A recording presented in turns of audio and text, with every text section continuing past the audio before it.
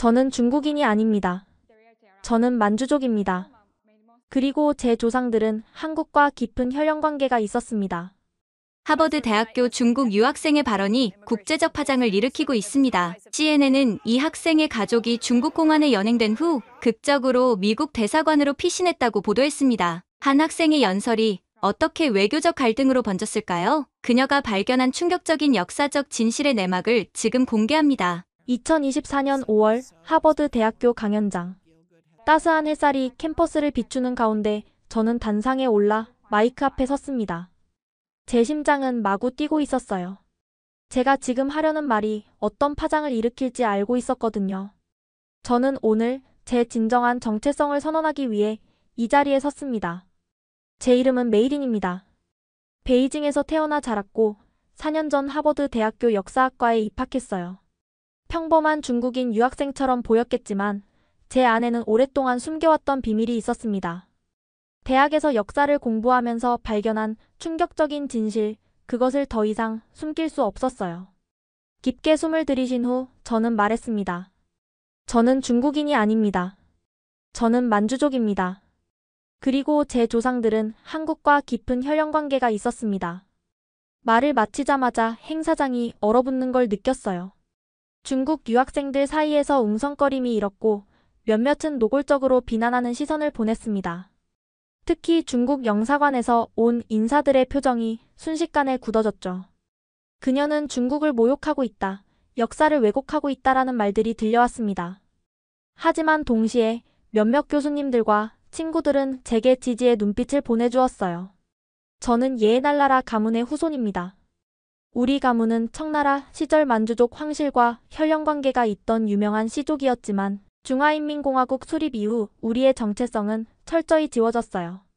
문화대혁명 시기에는 우리 가족이 반혁명 분자로 낙인 찍혀 박해를 받기도 했습니다. 제 연설이 끝난 후 중국 소셜미디어는 폭발했습니다.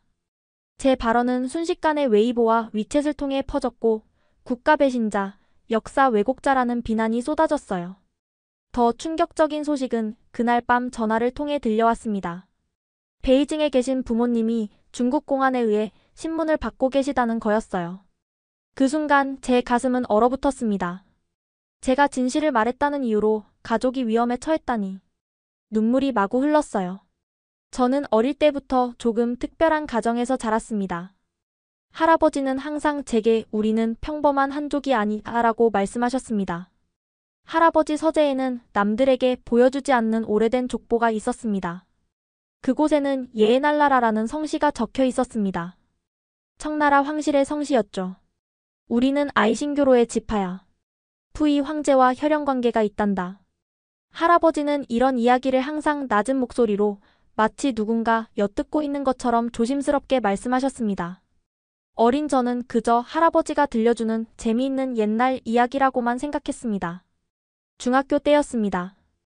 역사 시간에 교사가 청나라를 외세 침략자로 묘사했을 때 저는 무의식적으로 손을 들고 반박했습니다. 청나라도 중국 역사의 일부 아닌가요? 그리고 교과서에서는 다민족 통합의 시기라고 배웠는데 왜 또 침략자라고 하는 건가요? 교사의 차가운 시선과 교실의 정적이 아직도 기억납니다. 더 혼란스러웠던 것은 우리 역사책의 비일관성이었습니다. 한 장에서는 청나라를 중국 역사의 자연스러운 일부라고 했다가 다른 장에서는 만주족 침략자들이라고 묘사했습니다. 이런 모순은 어린 제게 큰 의문이었습니다. 하지만 만주족을 침략자라고 묘사했을 때 학생 대다수가 한족 출신이라 수긍하는 분위기였습니다. 저는 아니었지만요. 그날 방과 후 선생님이 저를 따로 불러 조용히 말했습니다. 역사는 정해진 대로 배우는 거야. 의문을 품는 건 좋지 않아. 특히 내 가문에 관한 소문이 있으니 조심해. 이 사건 이후 할아버지는 족보와 가족 사진들을 더 깊숙이 숨기셨습니다. 그리고 저에게 당부하셨습니다. 문화대혁명 때 우리 가문은 큰 고통을 겪었다. 만주족 출신, 특히 왕족 혈통이라는 이유만으로 많은 사람들이 박해받았어. 우리의 정체성은 비밀로 해라. 때가 올 때까지. 할아버지께서는 문화대혁명 시기에 만주족이 어떻게 봉건적 잔재로 낙인 찍혀 탄압받았는지, 어떻게 우리의 언어와 문화가 체계적으로 지워졌는지 말씀해 주셨습니다. 중국 공식 역사에서는 이런 이야기가 거의 나오지 않았습니다. 고등학교를 졸업하고 저는 미국 유학의 기회를 얻었습니다. 하버드 대학교 역사학과에 입학했을 때 이것이 제 인생의 전환점이 될 줄은 몰랐습니다. 미국에서 저는 처음으로 진짜 자유라는 것을 경험했습니다. 질문을 하고 의심하고 탐구하는 것이 장려되는 환경이었죠. 그리고 무엇보다 제 정체성에 대해 부끄러워할 필요가 없었습니다. 미국에서 저는 처음으로 제 본명인 예에날라라 메이린을 사용하기 시작했습니다. 할아버지가 말씀하신 때가 드디어 온 것 같았습니다. 하버드에서 공부하면서 저는 만주족의 진짜 역사에 목마른 사람처럼 빠져들었어요. 미국 도서관에는 중국에서 접할 수 없었던 자료들이 가득했거든요. 저는 충격적인 사실들을 하나씩 발견해 갔습니다. 만주족은 한때 동아시아를 지배했던 강력한 민족이었어요. 여진족에서 시작해 금나라를 세웠고 후에 청나라로 중국 전체를 지배했죠. 그런데 이상한 점은 우리가 중국을 정복했음에도 결국 우리의 언어와 문화를 잃어버렸다는 거예요.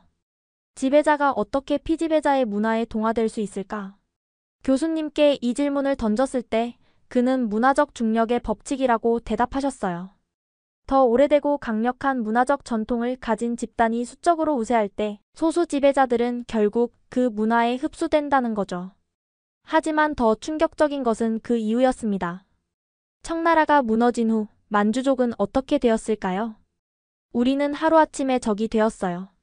만주족은 중국 혁명 이후 반동분자로 낙인 찍혔습니다.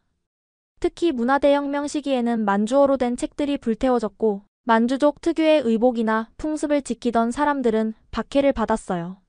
할아버지께서 항상 조심스러워하신 이유가 있었던 거죠. 공식 기록에 따르면 중국의 만주족 인구는 1000만 명이 넘는다고 해요. 하지만 만주어를 할 수 있는 사람은 이제 수십 명에 불과하다는 사실을 알았을 때 가슴이 무너지는 것 같았습니다. 우리는 지배자에서 피지배자로 다시 소수민족으로 전락했어요. 그리고 지금은 이름만 남은 민족이 되어가고 있습니다. 많은 만주족들이 자신의 정체성을 숨기거나 한족으로 살아가고 있어요. 마치 역사의 편에 지워진 것처럼 말이죠. 만주족 전통 가옥들은 중국 전통 건축물로 분류되고 만주족 전통 음식은 중국 요리가 되었습니다. 제 가슴에는 분노와 슬픔이 가득했어요. 하지만 동시에 이 잃어버린 역사를 되찾아야 한다는 사명감도 생겼습니다. 그리고 그 여정에서 저는 뜻밖의 동맹자를 발견하게 될 줄은 몰랐어요.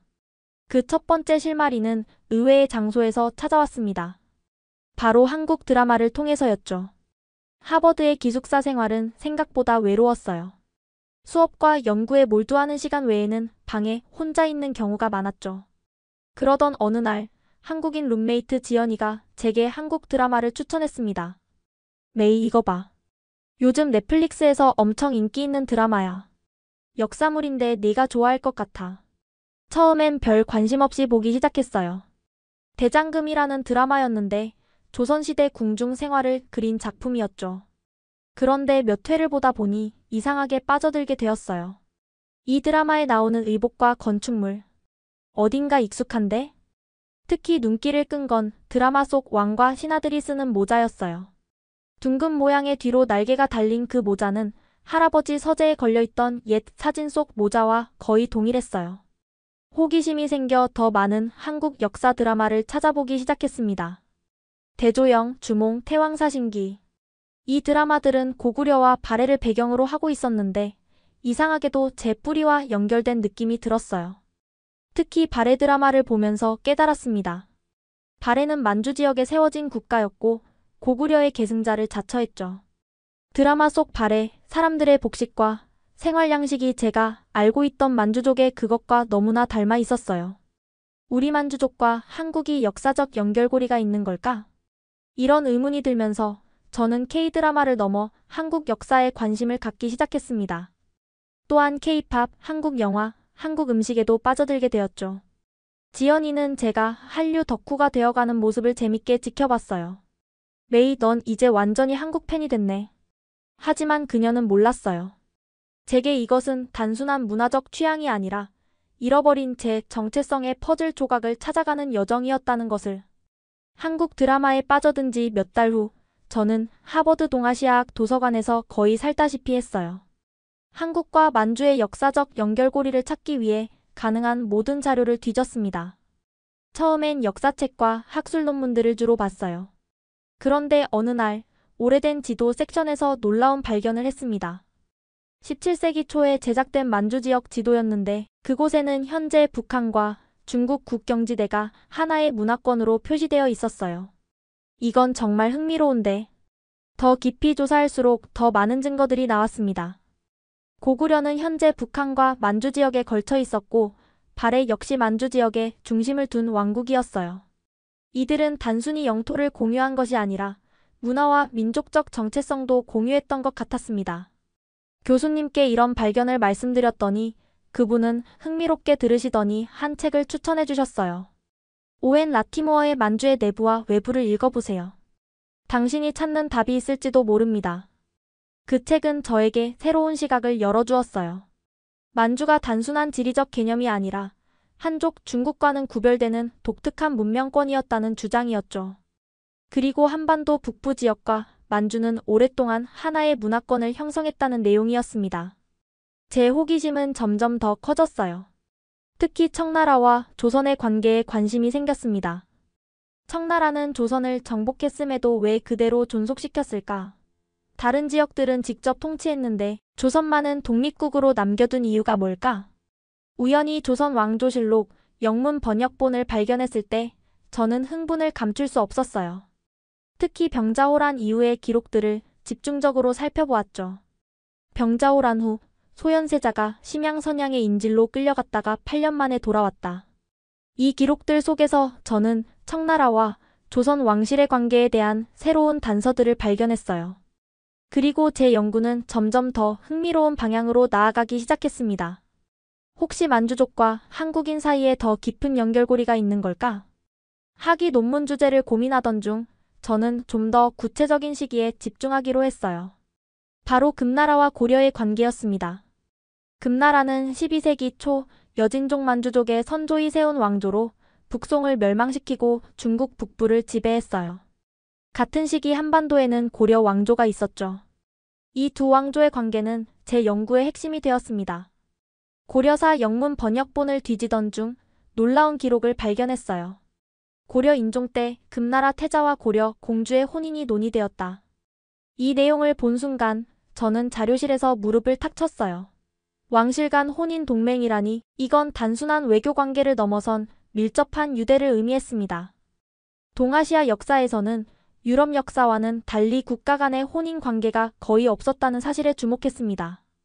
예를 들어 유럽에서 오스트리아 공주가 프랑스 왕자랑 정치적 이유로 결혼한 경우는 있어도 동아시아 역사에서만큼은 일본 공주와 한국 왕자가 결혼한 사례는 거의 없거든요.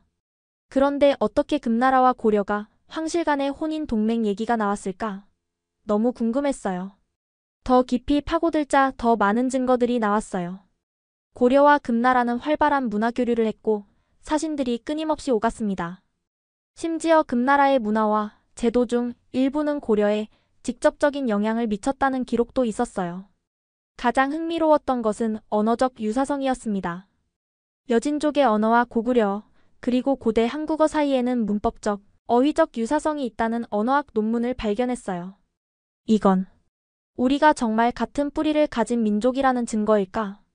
하버드 도서관에는 오래된 만주어 사전이 있었는데 거기에는 한국어와 유사한 단어들이 여러 표시되어 있었습니다. 예를 들어 만주어로 아버지를 의미하는 아마와 한국어의 아버지, 만주어의 엄마를 의미하는 애매와 한국어의 어머니가 의문론적으로 유사했어요. 또한 금나라와 고려의 복식 문화에서도 유사점이 많았습니다. 관모의 형태, 소매가 넓은 예복의 스타일, 심지어 신발의 디자인까지 닮아 있었어요. 이 모든 증거들은 제 마음을 설레게 했습니다. 만주족의 조상과 고려인 사이에 밀접한 관계가 있었다면 그건 현대 한국인과 만주족이 멀리 떨어진 친척 관계일 수도 있다는 의미였으니까요. 나의 뿌리는 생각보다 더 복잡하고 풍요로운 것 같아. 연구를 계속하면서 저는 더 과감한 가설을 세우기 시작했어요. 만약 금나라와 고려의 관계가 그렇게 밀접했다면 그 이전에는 어땠을까? 그리고 청나라와 조선은 어땠을까? 어느 날 하버드의 희귀자료실에서 청나라 황실의 족보 사본을 볼 기회가 있었습니다. 아이신교로 왕실의 가계도였죠. 그 문서를 살펴보던 중 저는 눈을 의심할 수밖에 없었어요. 이건 신라 왕족의 이름이잖아? 청나라 왕실 족보의 한 페이지에 8세기 신라 공주의 이름이 기록되어 있었어요. 족보의 메모에 따르면 신라 경덕왕의 딸이 당시 만주 지역 부족장과 혼인했다는 내용이었습니다. 그리고 그 혈통이 여러 세대를 거쳐 청나라 황실로 이어졌다는 기록이 있었어요. 믿을 수 없어. 청나라 황실에 신라 왕족의 피가 흐르고 있었다니.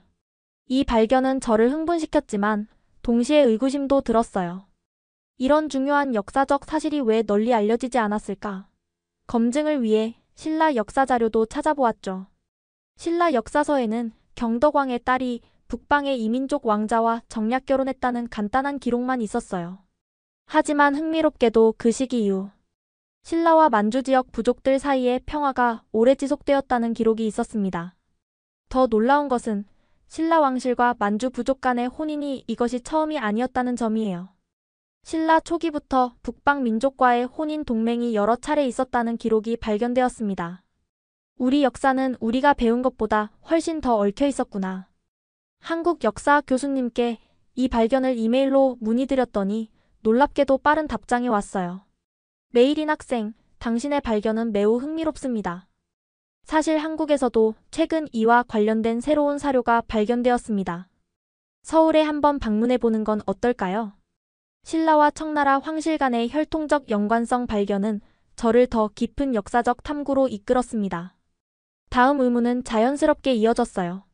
청나라가 조선을 침략했으면서도 끝내 멸망시키지 않은 이유는 무엇일까? 청나라는 명나라를 무너뜨렸고 몽골을 정복했으며 티베트와 신장까지 영토에 편입시켰습니다. 그런데 왜 조선만은 독립국가로 남겨두었을까요? 이건 단순한 정치적 계산만으로는 설명하기 어려운 부분이었어요. 교수님, 청나라가 조선을 완전히 정복하지 않은 이유에 대해 어떻게 생각하세요? 하버드의 동아시아 역사 전문가인 데이비드 왕 교수에게 질문했습니다. 교수님은 의미심장한 미소를 지으셨어요. 그건 아주 좋은 질문이네. 공식 역사서에는 조선의 충성이나 지정학적 완충지대 같은 설명이 있지만 더 깊은 이유가 있을 수 있어. 교수님의 안내로 청나라 황제들의 조선에 대한 칙서와 편지들을 연구하기 시작했습니다. 놀랍게도 청태종과 강희제의 문서에서 조선을 동쪽의 형제국이라 부르는 표현을 여러 차례 발견했어요. 이는 다른 피정복민들에게는 절대 사용하지 않던 표현이었죠. 이건 단순한 외교적 수사가 아니야. 더 깊이 파고들면서 병자호란 당시의 기록도 살펴봤습니다. 청나라 군대가 한양을 점령했을 때 황제의 특별 명령으로 경복궁과 창덕궁 같은 왕실 건물들이 보존되었다는 기록이 있었어요. 다른 정복 전쟁에서는 보기 힘든 조치였죠. 마치 친척의 집을 함부로 무너뜨리지 않는 것 같아. 한국 역사 자료에서도 흥미로운 점을 발견했습니다. 조선 후기의 왕들이 청나라 황제에게 보낸 국서에는 같은 조상의 후예라는 표현이 간혹 등장했어요. 당시에는 단순한 외교적 수사로 치부되었지만 이제 보니 그 안에 역사적 진실이 숨어 있었던 겁니다. 왕 교수님, 이런 표현들이 실제 혈연관계를 암시하는 걸까요? 확실히 그럴 가능성이 높아. 청나라 황제들은 자신들의 뿌리에 대해 알고 있었을 테니까. 병자호란 이후 청나라는 조선의 조공을 요구했지만 내정 간섭은 최소화했습니다. 오히려 문화적 교류를 장려하고 학자들의 왕래를 증진시켰죠. 이는 단순한 정복자의 태도라기보다는 오랜 인연이 있는 나라를 대하는 방식에 가까웠어요. 청나라와 조선의 이런 특별한 관계는 제게 큰 충격이었습니다. 우리가 교과서에서 배운 적대적 관계라는 단순화된 서사 너머에 더 복잡하고 깊은 연결이 있었던 거예요. 우리의 역사는 승자에 의해 다시 쓰이곤 했지만 그 이전의 연결고리는 결코 완전히 지워지지 않았구나. 이 발견은 제 연구의 새로운 방향을 제시해 주었습니다. 이제 저는 단순히 만주족의 역사만이 아니라 한반도와 만주 지역, 민족들 간의 깊은 역사적 유대를 재발견하는 여정에 나서게 되었습니다. 조선과 청나라의 특별한 관계를 발견하면서 저는 만주족의 정체성에 더 깊이 빠져들게 됐어요. 특히 만주어에 대한 관심이 커졌습니다.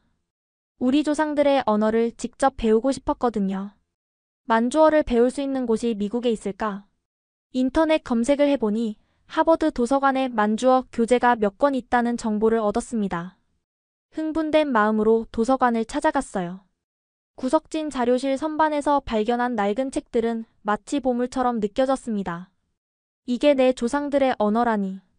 만주어는 몽골어나 한국어와 문법적으로 유사한 알타이계 언어였어요. 그런데 문자는 전혀 달랐죠. 만주 문자는 위구르 문자에서 파생되었는데 세로로 쓰는 독특한 형태를 갖고 있었습니다. 처음에는 무척 어려웠어요. 도움을 구할 사람도 없었고 인터넷에서 찾을 수 있는 자료도 제한적이었습니다. 그래도 포기하지 않고 매일 조금씩 공부했죠. 아, 이 글자가 아버지라는 뜻이구나. 우리 할아버지가 가끔 쓰시던 단어와 비슷해. 놀랍게도 만주어를 공부하면서 어릴 적 할아버지께서 사용하시던 몇몇 단어들이 기억났어요.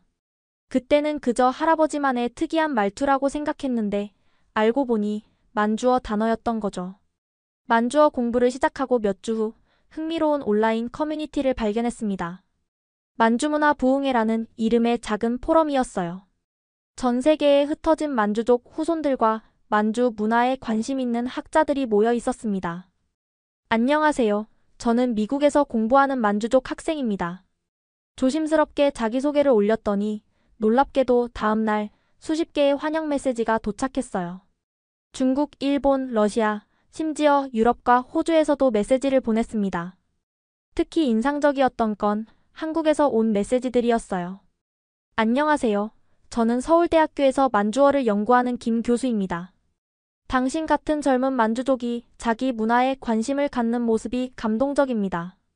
온라인 커뮤니티를 통해 만주어 학습 자료를 더 많이 구할 수 있었고 심지어 화상 채팅으로 만주어를 가르쳐주겠다는 분들도 있었습니다. 저는 매일 밤 도서관에서 만주어 공부를 하고 주말에는 온라인으로 다른 회원들과 만주어로 대화하는 시간을 가졌어요. 비록 우리는 전 세계에 흩어져 있지만 우리의 언어와 문화는 여전히 살아있어요. 만주어를 배우면서 저는 단순히 언어만 배우는 게 아니라는 걸 깨달았습니다. 잃어버렸던 제 정체성의 일부를 되찾는 과정이었던 거죠. 만주어 공부를 시작한 지 약 3개월이 지났을 때였어요. 아침 일찍 메일함을 확인하는데 낯선 이메일 한 통이 눈에 들어왔습니다. 서울대학교 동양사학과 만주어 문헌 관련 학술 교류 제안. 메일인 학생께 저는 서울대학교 동양사학과 교수 박준호입니다. 온라인 만주문화 부흥회에서 학생의 글을 읽고 연락드립니다. 최근 우리 연구팀이 조선시대 후기에 기록된 희귀만주어 문헌을 발견했습니다. 이 문헌은 조선과 청나라의 관계, 특히 양국 왕실 간의 비공식적 교류를 담고 있어 매우 중요한 사료적 가치가 있습니다. 학생이 만주족 후손으로서 역사학을 공부하고 있다는 점이 인상적이었습니다. 혹시 서울에 방문할 기회가 있으시다면 이 문헌을 직접 보실 수 있도록 초청하고 싶습니다. 학술 교류의 기회가 되길 바랍니다. 박준호 드림. 이메일을 읽는 순간 심장이 빠르게 뛰기 시작했어요. 서울대학교. 한국의 최고 대학에서 제게 연락이 오다니. 게다가 조선시대 만주어 문헌이라니 믿기지 않았습니다. 이건 정말 놀라운 기회야. 즉시 왕 교수님을 찾아가 이 소식을 전했습니다. 교수님은 제 이메일을 읽으시더니 감탄사를 내뱉으셨어요. 이건 정말 행운이군. 박준호 교수는 동아시아 언어 교류 분야의 권위자야. 그가 직접 연락했다는 건 그 문헌이 정말 중요하다는 뜻이지. 왕 교수님은 서울 방문을 강력히 권유하셨고 심지어 학과에서 지원금도 받을 수 있도록 도와주시겠다고 하셨습니다. 이런 기회는 좀처럼 오지 않아. 꼭 가봐야 해. 그날 밤 흥분된 마음으로 박 교수님께 답장을 보냈습니다. 초청에 감사드리며 다음 학기 겨울방학에 서울을 방문하고 싶다는 의사를 전했죠. 답장은 금방 왔습니다. 박 교수님은 제 방문을 환영한다며 서울대학교 게스트하우스의 숙소도 예약해 주시겠다고 했어요. 더불어 놀라운 제안을 하셨습니다. 메일인 학생, 방문 기간 중 우리 학과 세미나에서 하버드에서의 연구에 대해 짧게 발표해 주실 수 있을까요? 한국 학생들에게 큰 자극이 될 것 같습니다. 발표 요청에 잠시 망설였지만 이런 기회를 놓칠 수 없었습니다. 만주족의 역사와 정체성에 대한 제 연구를 한국 학생들과 나눌 수 있다니 가슴이 벅차올랐어요. 이제 정말 서울에 가게 되는구나. RTRYCLAUD can make mistakes. 플리즈 더블 마이너스 책 리스판시즈. 하버드의 가을 학기가 끝나고 저는 설렘과 긴장이 뒤섞인 마음으로 서울행 비행기에 올랐습니다. 생전 처음 가는 한국, 그것도 학술 교류를 위한 방문이라니 믿기지 않았어요. 정말 내가 이 비행기를 타고 있는 건가? 창문 너머로 작아지는 보스턴의 풍경을 바라보며 지난 몇 개월을 되돌아봤습니다. 만주족 정체성을 공개적으로 선언하고 조상의 언어를 배우기 시작하고 이제는 한국까지 가게 되다니. 제 인생이 얼마나 급격하게 변했는지 실감이 났어요. 비행기 안에서 한국에 대한 책을 펼쳤습니다. 비록 K-드라마와 K-팝은 좋아했지만 한국의 역사와 문화에 대해 아직 배울 것이 많았거든요. 조선은 청나라에 외교적으로는 복속되었지만 내부적으로는 독자적인 문화와 정체성을 강하게 유지했다. 책을 읽으며 새로운 사실들을 알게 될수록 한국과 만주족의 관계가 얼마나 복잡하고 깊은지 더욱 실감했습니다. 우리는 때로는 적이었고 때로는 동맹이었으며 어쩌면 먼 친척 같은 관계였을지도 모르겠다는 생각이 들었어요. 14시간의 긴 비행 끝에 인천국제공항에 도착했습니다. 입국장을 빠져나오자 박준호 교수님이 제 이름이 적힌 팻말을 들고 기다리고 계셨어요. 메이린 학생, 만나서 반갑습니다. 긴 여정 잘 견디셨나요? 박 교수님은 제가 상상했던 것보다 훨씬 젊고 친절한 분이셨어요. 50대 초반으로 보이는 그는 완벽한 영어로 저를 맞이해 주셨습니다. 공항에서 서울로 가는 길, 차창 밖으로 펼쳐지는 한국의 풍경이 신기했어요. 고층 빌딩과 산들이 어우러진 도시 경관, 한글로 가득한 간판들, 분주하게 오가는 사람들. 모든 것이 새롭고 흥미로웠습니다. 교수님, 서울이 정말 아름다운 도시네요. 그렇죠? 이곳은 5,000년의 역사와 첨단 기술이 공존하는 곳입니다. 린 학생에게 많은 것을 보여드리고 싶어요. 특히 우리가 발견한 만주어 문헌들을. 서울대학교 게스트하우스에 도착해 짐을 풀고 잠시 쉰 후 박 교수님과 저녁 식사를 하기로 했습니다. 창밖으로 보이는 서울의 야경이 반짝였어요. 내일부터 정말 특별한 여정이 시작되겠구나. 서울에서의 첫 아침은 게스트하우스 창문을 통해 들어오는 밝은 햇살로 시작되었습니다. 창밖으로 보이는 서울대학교 캠퍼스는 가을 단풍으로 물들어 있었어요. 이게 한국의 가을이구나. 아침 일찍 박 교수님이 약속대로 저를 픽업해 주셨습니다. 오늘의 첫 일정은 서울대학교 중앙도서관 고문헌실 방문이었어요. 린 학생, 우리가 발견한 만주어 문헌들을 먼저 보여드리겠습니다. 이 문헌들은 조선 후기 규장각에서 보관하던 것으로 최근에야 그 중요성이 재인식되었어요. 고문헌실에 들어서자 특유의 오래된 종이 냄새가 코끝을 자극했습니다. 보존 처리된 문서들이 특수 유리 케이스에 전시되어 있었어요. 이것이 바로 제가 이메일에서 언급했던 문헌입니다. 박 교수님이 가리킨 문서는 19세기 초반에 작성된 것으로 조선 왕실과 청나라 귀족, 가문 간의 비공식 서신 교환이었습니다. 놀랍게도 이 문서들은 만주어와 한문이 함께 사용되어 있었어요. 이건 놀라워요. 제가 직접 읽을 수 있어요. 만주어로 쓰인 부분을 읽기 시작했습니다. 서신의 내용은 주로 양국 왕실의 혼인관계와 조상 제사에 관한 것이었어요. 특히 흥미로웠던 부분은 공통조상에 대한 언급이었습니다. 박 교수님 여기 보세요. 우리의 공동조상인 고조선의 영령 앞에 라고 적혀 있어요. 교수님은 놀란 표정을 지으셨어요. 정확히 그 부분이 우리 연구팀을 흥분시킨 대목입니다. 청나라 황실과 조선 왕실이 고조선을 공동조상으로 인식했다는 증거니까요.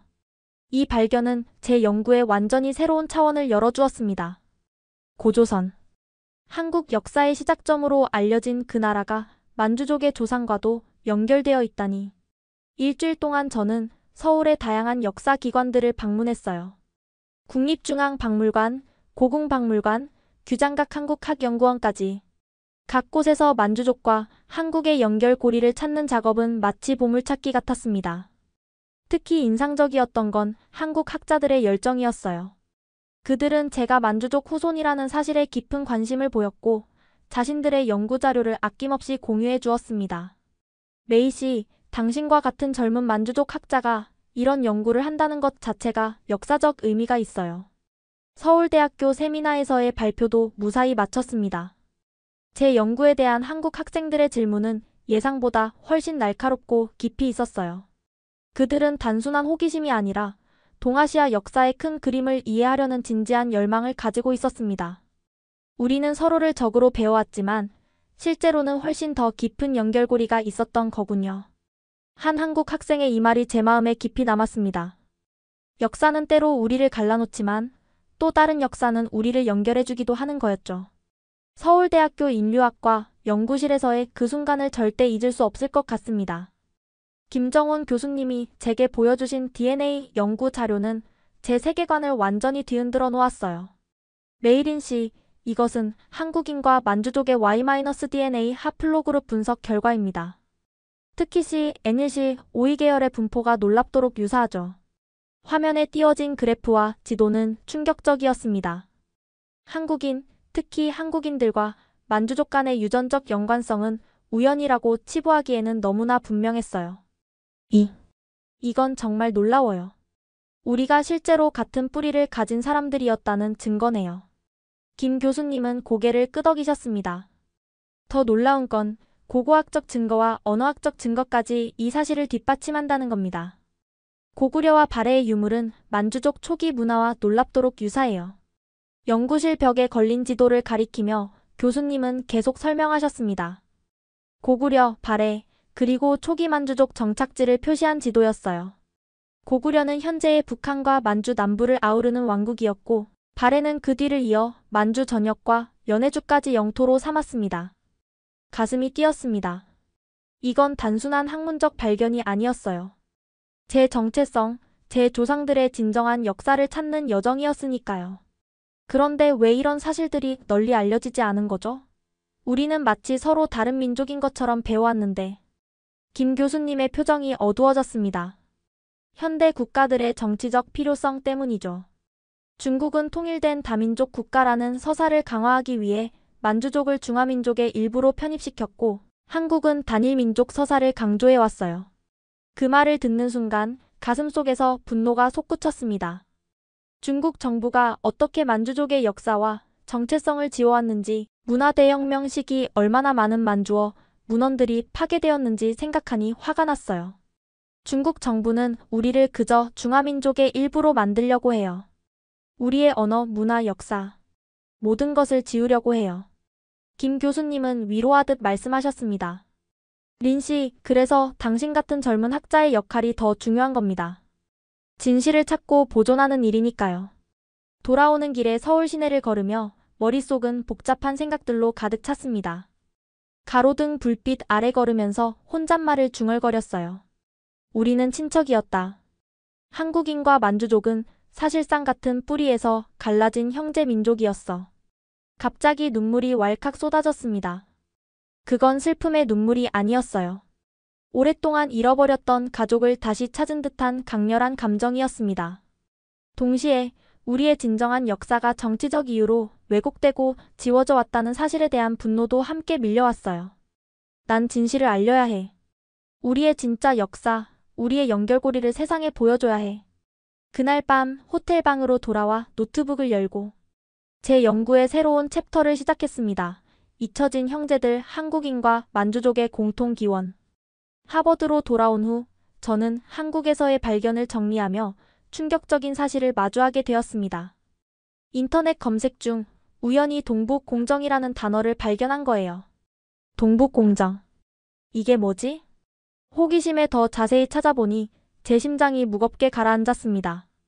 동북공정은 중국 정부가 2002년부터 추진해온 역사 왜곡 프로젝트였어요. 만주 지역의 역사를 중국 역사의 일부로 편입시키고 고구려와 발해 같은 고대 왕국들을 중국의 지방 정권으로 왜곡하는 국가적 프로젝트였습니다. 이건 역사 도둑질이잖아. 분노로 손이 떨렸습니다. 컴퓨터 화면을 통해 동북 공정의 내용을 읽으면 읽을수록 화가 치밀었어요. 중국 정부는 제 조상들의 역사를 지우고 만주족의 독자적 정체성을 말살하려 하고 있었습니다. 즉시 왕 교수님을 찾아갔어요. 교수님, 동북 공정에 대해 알고 계셨나요? 중국 정부가 어떻게 만주족과 한국의 역사를 왜곡하고 있는지. 왕 교수님은 무거운 표정으로 고개를 끄덕이셨습니다. 물론이지. 이건 학문적 연구가 아니라 정치적 프로젝트야. 고구려, 발해는 물론이고 만주족의 독자적 역사까지 중화민족 서사에 억지로 끼워 넣으려는 시도지. 그날 밤 저는 분노와 결의로 뜬 눈으로 밤을 새웠습니다. 제 노트북 화면에는 동북 공정 관련 자료들이 가득했고 메모장에는 격렬한 반박 내용들이 빼곡했어요. 이들은 내 민족의 역사를 훔치고 있어. 내가 침묵한다면 난 공범자나 다름없어. 다음 날 동아시아학 세미나에서 발표할 기회가 있었습니다. 원래 준비했던 주제를 바꿔 동북 공정 역사 왜곡의 실체라는 제목으로 발표하기로 결심했어요. 강당에는 많은 학생들과 교수들이 모였습니다. 중국 유학생들도 상당수 있었어요. 제 발표가 시작되자 공기가 팽팽하게 긴장되는 것이 느껴졌습니다. 오늘 저는 중국 정부가 어떻게 만주족과 한국의 역사적 유산을 체계적으로 왜곡하고 있는지 말씀드리겠습니다. 첫 슬라이드를 보여주며 떨리는 목소리로 말했어요. 화면에는 고구려 고분 벽화와 만주족 전통 의상을 입은 사람들의 사진이 나란히 배치되어 있었습니다. 이 모든 것이 중국 역사라고 주장하는 동북 공정은 학문적 탐구가 아닌 정치적 도구입니다. 제 조상들의 역사가 지워지고 있습니다. 발표 도중 몇몇 중국 유학생들이 불편한 기색을 감추지 못하고 자리를 떠났습니다. 하지만 저는 멈추지 않았어요. 진실을 말하는 것이 제 의무라고 느꼈으니까요. 발표가 끝난 후 한국 유학생들과 몇몇 교수님들이 다가와 지지의 말을 전해주었습니다. 하지만 동시에 몇몇 익명의 위협적인 이메일도 받게 되었어요. 진실을 말한다는 것이 이렇게 위험할 수도 있다는 사실에 놀랐지만 제 결심은 더욱 굳어졌습니다. 내 조상들의 역사를 되찾기 위해 난 계속 목소리를 높일 거야. 학술 발표 이후 저에게 뜻밖의 변화가 찾아왔습니다. 제 이메일함에는 전 세계 각지에서 보내온 메시지들이 가득했어요. 미국, 캐나다, 일본, 심지어 유럽에 흩어져 있는 만주족 후손들이 저에게 연락을 취한 것입니다. 메이리님, 당신의 용기에 감사합니다. 저도 만주족 후손이지만 지금까지 제 정체성을 숨겨왔어요. 하버드 학생이 만주족 정체성을 공개적으로 밝혔다는 뉴스를 보고 연락드립니다.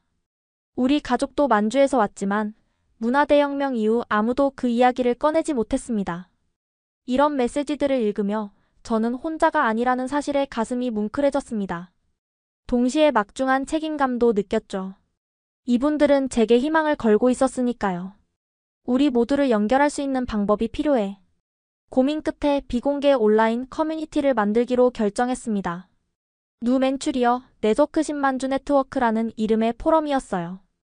초기에는 20명 정도의 회원으로 시작했지만 입소문을 타고 금세 100명, 200명으로 늘어났죠. 포럼에서는 만주어 학습 자료를 공유하고 각자의 가족 역사를 기록하며 잊혀진 만주족 문화를 복원하는 작업을 시작했습니다. 특히 흥미로웠던 건 여러 회원들이 자신의 가족이 간직해온 비밀스러운 전통들을 공유하기 시작했다는 점이에요. 우리 할머니는 매년 첫 눈이 내리는 날 창문을 열고 하늘에 말을 걸었어요. 나중에 알고 보니 그건 만주족 샤머니즘의 일부였더라고요. 우리 집안에서는 대대로 청나라 황실 의상을 본따 만든 옷을 보관해왔어요. 문화대혁명 때 불태워야 했지만 할아버지가 몰래 한 벌을 숨기셨대요. 이런 이야기들이 모이면서 우리는 조각조각 흩어진 만주족의 역사와 문화를 재구성해 나갔습니다. 더 놀라운 것은 커뮤니티 내에서 자연스럽게 지역별 소모임이 형성되기 시작했다는 점이에요. 시카고의 만주족 모임, 토론토의 만주 문화살롱, 도쿄의 만주어 학습 그룹. 온라인으로 시작된 연결이 실제 만남으로 이어지고 있었습니다. 레이 씨, 우리 로스앤젤레스에서 만주족 역사 전시회를 열어보면 어떨까요? 작게라도 시작해 볼 수 있을 것 같아요. 커뮤니티 활동이 활발해질수록 저는 더 큰 비전을 갖게 되었습니다. 단순히 역사를 공부하는 것을 넘어 잊혀진 만주족의 문화를 현대에 되살리고 싶었어요. 우리의 목표는 단순히 과거를 기억하는 것이 아니라 살아있는 문화로 만주족의 정체성을 되살리는 것입니다. 포럼에 올린 이 글에 수많은 지지 댓글이 달렸고 저는 더 이상 혼자가 아니라는 확신을 갖게 되었습니다. 우리는 함께 잊혀진 역사를 되찾아가고 있었어요. 하지만 온라인 커뮤니티가 성장하면서 저는 처음으로 진짜 두려움을 느끼기 시작했습니다. 어느 날 밤 중국에 계신 부모님에게서 다급한 전화가 왔어요. 메이, 경찰이 다녀갔다. 내가 어떤 활동을 하고 있는지 물어보더라. 어머니의 떨리는 목소리가 전화기 너머로 전해졌습니다. 심장이 얼어붙는 것 같았어요. 경찰이요? 왜요? 내가 해외에서 민족 분열 활동을 하고 있다고. 내 하버드 발표 영상이 인터넷에 퍼졌나 봐. 그들이 너의 행동이 국가 안보에 위협이 된다고 했어. 숨이 막혔습니다. 제 학술 활동이 어떻게 부모님에게 위험이 될 수 있다는 거죠? 다음 날 더 충격적인 소식이 왔어요. 아버지의 회사에서 갑자기 세무조사가 시작됐고 어머니가 일하시는 대학에선 갑자기 강의를 맡을 수 없게 되었다고 했습니다. 이건 협박이야. 일주일 후 부모님으로부터 암호화된 메시지가 왔어요. 우리는 친척집에 잠시 머물러. 걱정하지 마. 곧 연락할게. 그 후로 사흘 동안 연락이 두절됐습니다. 잠도 못 자고 식사도 제대로 하지 못한 채 저는 최악의 상황을 상상하며 공포에 떨었어요. 그러다 베이징 주재 미국 대사관에서 연락이 왔습니다. 메이린 씨 귀하의 부모님이 현재 대사관 내부에 계십니다. 안전하시니 걱정 마세요. 안도의 한숨과 함께 눈물이 쏟아졌습니다. 부모님이 어떻게 대사관까지 가셨는지, 무슨 일이 있었는지. 자세한 이야기는 보안상 전화로 할 수 없다고 했어요. 그날 저녁 기숙사 방으로 돌아오는 길에 이상한 느낌이 들었습니다. 누군가 저를 지켜보는 듯한 느낌이었어요. 뒤를 돌아봤지만 아무도 없었습니다. 그래도 불안감은 가시지 않았어요. 방에 도착해 문을 닫자마자 노트북에서 알림음이 울렸습니다. 낯선 이메일 주소에서 온 메시지였어요. 만주족 분리주의 활동을 즉시 중단하시오. 당신의 행동은 국가안보법 위반이며 심각한 결과를 초래할 것이다. 중국어로 작성된 이 메시지에는 제 기숙사 건물의 사진이 첨부되어 있었습니다. 오늘 찍은 것이 분명했어요. 누군가 저를 감시하고 있었던 거죠. 손이 떨려서 휴대폰을 제대로 잡을 수 없었지만 왕 교수님께 연락했습니다. 교수님은 즉시 캠퍼스 보안팀과 FBI에 연락하라고 조언하셨어요. 린, 이건 심각한 문제야. 중국 정부는 해외에서도 비판자들을 감시하고 협박하는 것으로 알려져 있어. 그날 밤 저는 창문 커튼을 꼭 닫고 문을 이중으로 잠근 채 잠들지 못했습니다. 제가 시작한 일이 이렇게 위험한 상황으로 이어질 줄은 몰랐어요. 학문적 탐구와 정체성 찾기가 어떻게 이런 국제적 사건이 되어버린 걸까요? 내가 한 일이 옳은 일인데 왜 우리 가족이 위험에 처해야 하는 거지? 불안과 공포 그리고 분노가 뒤섞인 밤이었습니다. 중국 정부의 협박은 오히려 예상치 못한 결과를 가져왔습니다. FBI와 캠퍼스 보안팀은 즉각적인 보호 조치를 취했고 하버드 법대 교수들이 자발적으로 제 케이스를 맡아주겠다고 나섰어요. 예일대학교 동아시아학과 모디 교수는 저에게 연락해 상황의 심각성을 이해하고 있으며 어떤 도움이든 주겠다고 했습니다. 그는 전문 보안 컨설턴트를 소개해 주었고 제 이동 경로와 통신 방식을 안전하게 유지할 수 있도록 도움을 주었어요. 가장 놀라운 일은 이틀 후 워싱턴 포스트에 제 이야기가 대서특필된 것이었습니다. 하버드 유학생, 만주족 정체성 찾기로 중국 정부 협박받아라는 헤드라인과 함께 제 학술 발표와 부모님의 망명 신청 과정이 상세히 보도되었어요. 아마 지금쯤이면 모든 사람들이 날 미워할 거야. 하지만 기사가 나간 후 제 이메일과 SNS는 전 세계에서 오는 응원 메시지로 넘쳐났습니다. 특히 감동적이었던 것은 전 세계에 있는 만주족 후손들의 메시지였어요. 당신이 목소리를 낸 덕분에 나도 용기를 얻었습니다. 우리 할머니는 만주어를 쓰셨지만 나는 배울 기회가 없었어요. 당신의 활동 덕분에 이제 시작하려고 합니다. 저는 미국에서 태어난 만주족 3세입니다. 당신의 용기에 깊이 감사드립니다. 유엔 인권위원회는 성명을 통해 학문의 자유와 문화적 정체성 표현의 권리를 지지한다고 발표했으며 국제 엠네스티와 휴먼 라이츠 워치 같은 단체들도 제 케이스를 주목하기 시작했습니다. 특히 놀라웠던 것은 한국의 반응이었어요. 서울대학교 동북아역사연구소에서 저를 초청해 동북아시아 소수민족의 정체성과 역사, 복원이라는 주제로 특별 강연을 해달라는 제안이 왔습니다. 우리 연구소는 동북 공정에 대한 대응 연구를 수년간 진행해왔습니다. 메이린 씨의 용기 있는 행동은 학문적으로나 인권적으로 매우 중요한 의미를 갖습니다. 하버드 총장마저 공식 성명을 통해 학문의 자유는 우리 대학의 핵심 가치라며 제 상황에 대한 우려와 지지를 표명했습니다. 학생회는 자발적으로 메이린 지지 모임을 결성했고 캠퍼스 곳곳에 우리는 메이린과 함께합니다 라는 포스터가 붙었어요. 이 모든 지지는 제게 큰 힘이 되었습니다. 처음에는 두려움에 떨었지만 이제는 더 강한 의지를 갖게 되었어요. 내가 하는 일이 단순히 개인적인 정체성 찾기가 아니라 억압받은 소수민족의 목소리를 대변하는 중요한 활동임을 깨달았습니다. 역사는 승자에 의해 쓰인다고들 하지만 패자의 목소리도 들려줘야 합니다. 그것이 진정한 역사니까요. 2달간의 외교적 줄다리기 끝에 마침내 부모님께서 미국 망명 승인을 받았다는 소식이 전해졌습니다. 보스턴 로건 국제공항에서 부모님을 기다리던 그 순간의 긴장감은 지금도 생생합니다. 활주로에 비행기가 닿는 순간 제 가슴은 터질 듯이 뛰었어요. 입국장 게이트에서 부모님의 모습이 보였을 때 저도 모르게 눈물이 쏟아졌습니다. 어머니는 평소보다 훨씬 수척해진 모습이었고 아버지의 머리카락은 확연히 하얗게 변해 있었어요. 3달 만의 재회였지만 마치 몇 년이 지난 것 같았습니다. 메이, 우리 딸. 어머니는 저를 꼭 안으시며 흐느끼셨습니다. 아버지는 묵묵히 제 어깨를 토닥이셨어요. 자랑스럽다, 우리 딸. 내가 옳은 일을 하고 있어. 부모님을 하버드 근처 임시 거처로 모시고 와서야 전체 이야기를 들을 수 있었습니다. 베이징에서의 마지막 날들, 감시와 미행, 그리고 한밤중에 미국 대사관으로 피신하는 과정까지. 마치 스릴러 영화 같은 이야기였지만 슬프게도 이것은 우리 가족의 현실이 되었습니다. 너희 증조 할아버지의 비밀 상자가 있단다. 아버지는 작은 목재 상자를 꺼내셨습니다. 급하게 챙기다 보니 많은 것을 두고 왔지만 이것만큼은 가져와야 했어. 상자 안에는 낡은 만주어, 문서들과 가족 사진, 그리고 오래된 부적 하나가 조심스레 보관되어 있었습니다. 문서를 펼쳐보니 예에날라라 가문의 족보와 청나라 시절 관직에 대한 기록이었어요. 이건 우리 가족이 몰래 지켜온 역사란다. 문화대혁명 때 불태워야 했지만 너희 증조 할아버지께서 몰래 보관하셨지. 이 발견은 제게 새로운 사명감을 부여했습니다. 개인적인 정체성 탐구를 넘어 이제는 사라져가는 만주족.